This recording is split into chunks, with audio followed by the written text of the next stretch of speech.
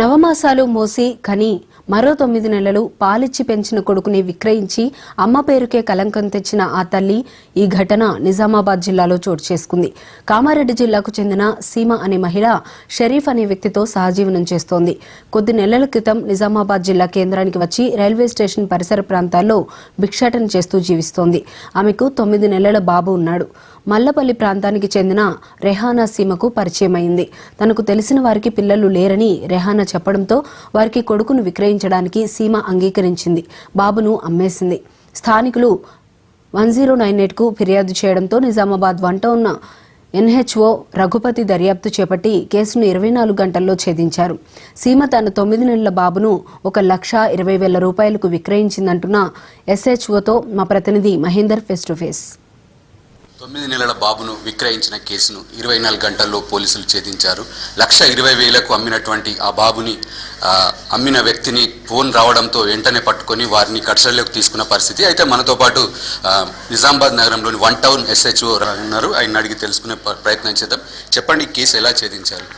అదే మనకి 1098 toll free నంబర్కి వచ్చినటువంటి ఇన్ఫర్మేషన్ బేస్ చేసుకొని చైల్డ్ వెల్ఫేర్ డిపార్ట్మెంట్ వాళ్ళు ప్రాథమికంగా విచారణ చేసి ఆ బాబు అమ్మకానికి పెట్టినట్టుగా, అమ్మకం జరిగినట్టుగా, ట్రాన్సాక్షన్ జరిగినట్టుగా వాళ్ళు నిర్ధారించిన తర్వాత వాళ్ళు ఇచ్చినటువంటి ఫిర్యాదు మేరకి కేసు నమోదు చేసి ఎవరైతే పేరెంట్స్ ఉన్నారో ఆ పేరెంట్స్ని కస్టడీలోకి తీసుకొని వాళ్ళని విచారిస్తే వాళ్ళు ఒప్పుకున్నారు. ఏంటంటే 1,20,000 రూపాయలకి రెహానా బేగము వాళ్ళ భర్త ఇద్దరు కూడా వీళ్ళని ప్రలోభ పెట్టి బాబుతోటి ట్రాన్సాక్షన్ చేయడం జరిగిందని చెప్పినారు.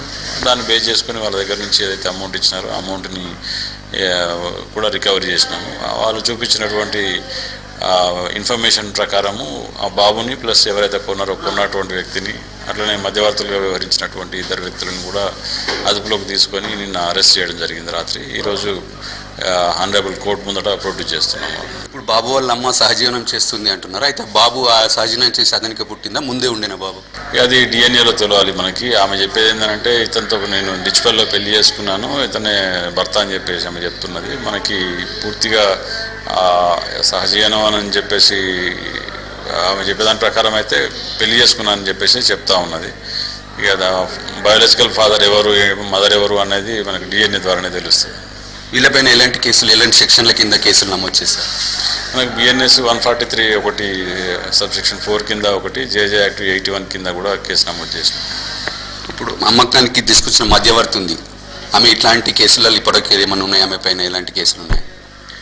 అది ఇంకా వెరిఫై చేస్తూ ఉన్నాము. ఆ ఇన్వెస్టిగేషన్లో, ఫర్దర్ ఇన్వెస్టిగేషన్లో తెలుస్తుంది. మనకి ఉన్నటువంటి 24 అవర్స్లో కోర్టులో ప్రొడ్యూస్ చేయాలి కాబట్టి ఆ ప్రాసెస్ కంప్లీట్ చేస్తూ ఉన్నాము. తర్వాత మళ్ళీ విచారణకి కోర్టు ద్వారా మళ్ళీ ఆమెని కస్టడీకి తీసుకొని ఫర్దర్ ఇన్వెస్టిగేషన్ చేయడం జరుగుతూ ఉంటుంది. దాంట్లో తెలిసిన విషయాలను బట్టి further investigation, further chargesheet file చేస్తాం. ఈ కొన్న వారిపై ఎలాంటి కేసు నమోదవుతుంది? దీంట్లో కొన్న, అమ్మిన, మధ్యవర్తులుగా ఉన్న ఎవరున్నా కానీ సేమ్ సెక్షన్స్ కిందనే ఎవరెవరి రోల్ని బట్టి ఆ సెక్షన్స్ని అప్లికేబుల్ చేయడం జరుగుతుంది.